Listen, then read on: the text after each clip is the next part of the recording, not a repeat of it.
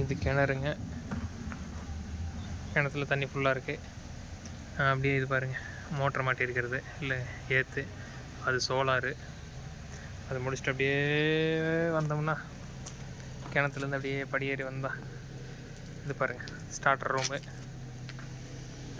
Starter room தண்ணி எடுத்துகிட்டு அப்படியே மேலே வந்தோம்னா படி ஏறி வந்தோம்னா இந்த பைப்பில் தண்ணி வந்து இந்த தொட்டியில் விழுந்துங்க. அப்படியே பாருங்கள், அந்த தொட்டியில் விழுந்து அந்த பைப் வழியாக இந்த தோட்டம் பூரா அப்படி பாயுதுன்னு வைங்க. எப்படிங்க, சூப்பராக இருக்கா?